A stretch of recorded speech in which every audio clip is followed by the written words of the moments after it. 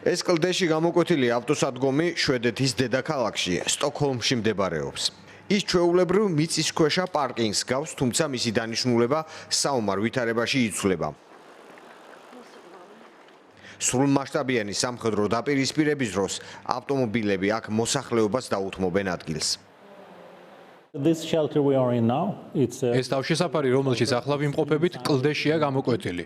ის მთის შიგნით მდებარეობს. მშვიდობიანობის დროს, როგორც ხედავთ, ის საპარკინგე ავტოფარეხია. მაღალი მზადყოფნის ან ომის შემთხვევაში მანქანებმა უნდა დატოვონ აქაურობა და ადგილი დაუთმონ 1200 ადამიანს.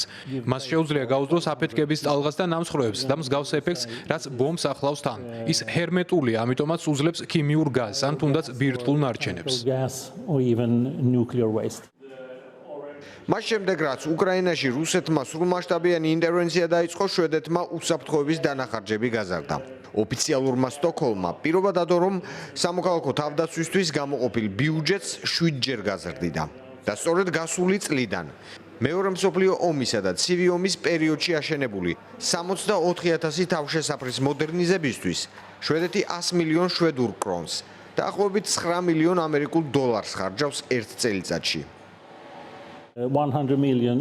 წლიურად 100 მილიონი არ არის საკმარისი ყველა თავშესაფრისთვის, მაგრამ ვფიქრობ, ეს დამოკიდებულია მთავრობაზე, თუ რამდენ ხანს გააგრძელებს თანხის გამოყოფას ამისთვის. მთავრობის გეგმაა შვედეთში არსებული ყველა თავშესაფრის განახლება. და როდესაც ყველა თავშესაფარი განახლდება, შესაძლოა დავიწყოთ ახლების მშენებლობა. ეს ჯერჯერობით მომავლის საქმეა.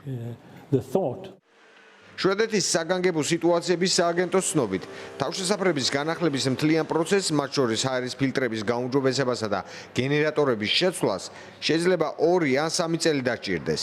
მთავრობა იმედოვნებს, რომ მომდევნო წლებში სამოქალაქო თავდაცვისთვის გაზრდილი დაფინანსება ამ პროცესის ტემპებს დააჩქარებს.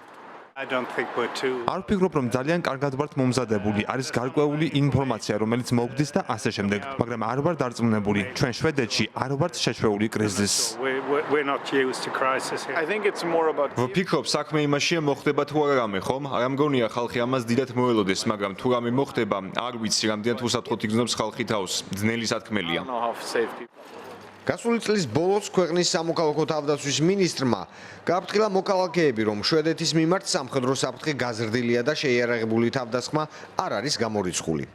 შვედეთში ახლახან საინფორმაციო ბროშურაც გამოიცა, სადაც კიბერ და ტერორისტულ თავდასხმებზე, პანდემიასა და ეკოლოგიურ საფრთხეებზე. ასევე თავდაცვის, ციფრული უსაფრთხოებისა და საჰაერო თავდასხმებისგან დაცვის შესახებაა საუბარი.